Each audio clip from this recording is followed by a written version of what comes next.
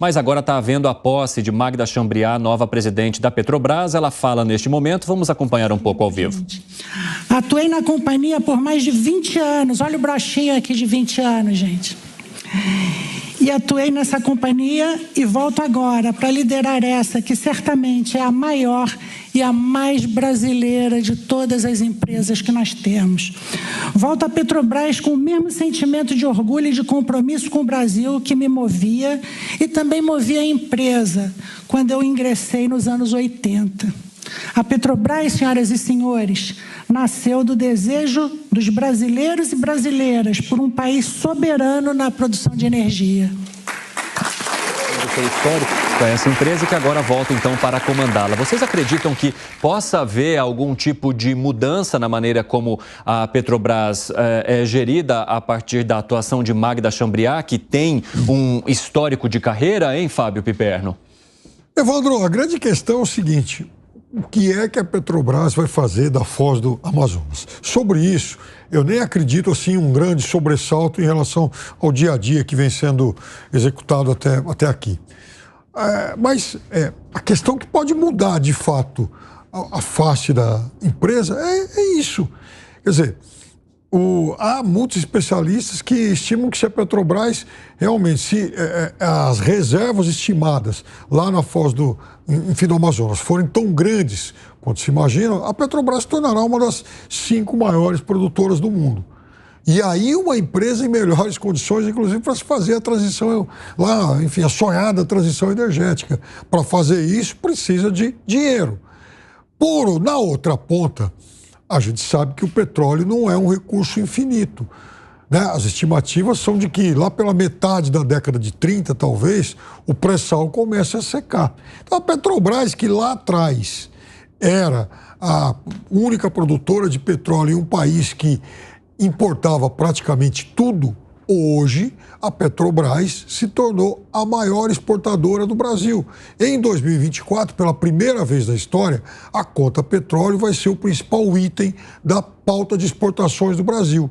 Então, a gente vai conseguir manter isso, vai buscar aquela riqueza que está lá na região norte, ou o Brasil vai optar, então, por abandonar a exploração de energia fóssil. Essa, para mim, é a grande questão que ela vai ter que desamarrar. Agora, Gustavo Segré, sabe que toda vez que eu ouço o discurso de alguém que vai assumir a presidência da Petrobras, isso me gera um certo constrangimento, um certo incômodo, porque a pessoa prepara, com perdão da palavra, um puta de um discurso, falando ali sobre as possibilidades que terá, sobre as ideias que tem, sobre os seus objetivos, e muitas das vezes mal dá tempo dessa pessoa implementar aquilo que ela planejou, porque as questões políticas pesam e vem novas mudanças nas cadeiras da Petrobras.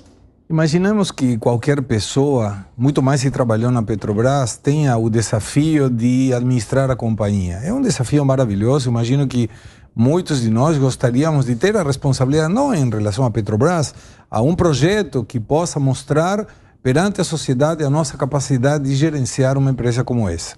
Eu lembro de Maria das Graças Silva Foster. Foi em 2014, presidente da Petrobras, uma pessoa que eu tinha muita expectativa, porque ela era da companhia, ela era um quadro dentro da companhia, como agora a senhora Chambriard. Mas não conseguiu fazer absolutamente nada, mesmo com esse conhecimento que tinha dentro da Petrobras.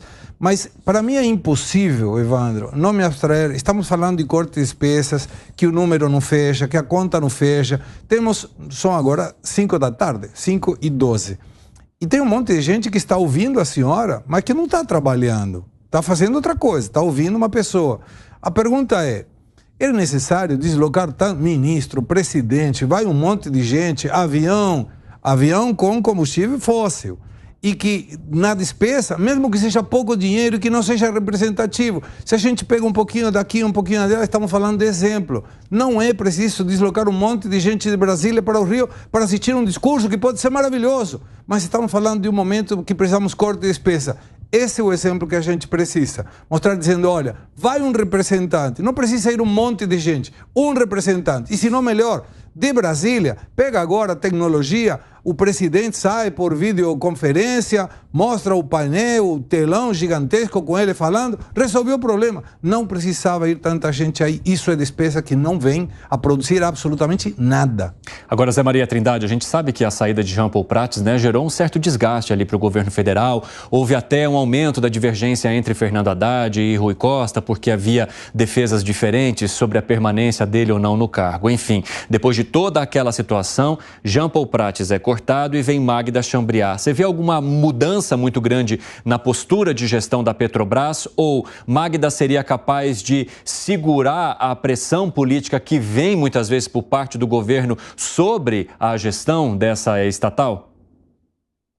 É um reposicionamento de gestão na Petrobras, eu não tenho a menor dúvida disso. Jean Paul Prats, né, um ex-senador, tinha essa ligação com a política, mas na verdade é um quadro técnico. Tanto é assim que os funcionários da Petrobras, todos gostavam da gestão dele, entenderam de que fortalecia a Petrobras como empresa, né? E atendia, inclusive, ali um debate interno entre os que têm dinheiro lá dentro e que são da iniciativa privada. Olha, Evandro, aqui em Brasília, muitos dizem que a Petrobras já está fortemente privatizada.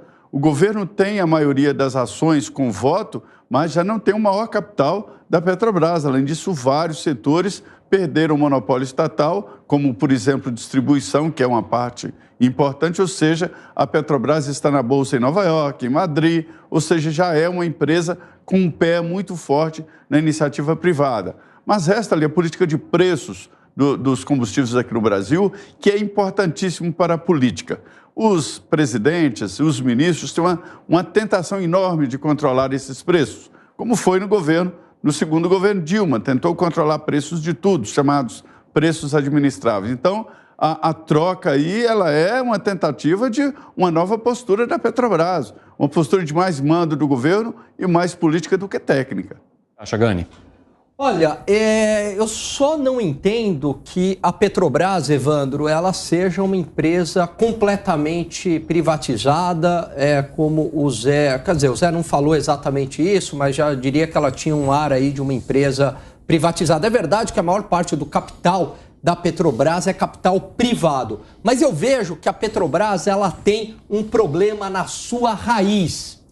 Ela mistura os interesses econômicos, que é dar lucro para os seus acionistas, inclusive o governo, que é o maior acionista controlador da empresa, e atender aos interesses políticos deste mesmo governo. Ela fica no meio do caminho. E é isso que gera grande insegurança nos demais investidores, nos demais acionistas da empresa. Porque a Petrobras, de vez em quando, ela começa a atender aos interesses políticos, ou seja, segura o preço porque isso pode afetar a popularidade de determinado presidente. A Petrobras atende aos interesses políticos, como compra novamente de refinarias para ser uma espécie de indutora do crescimento econômico, não necessariamente fazendo aquilo que é bom para a empresa e para os seus acionistas. E é isso a razão pela qual a Petrobras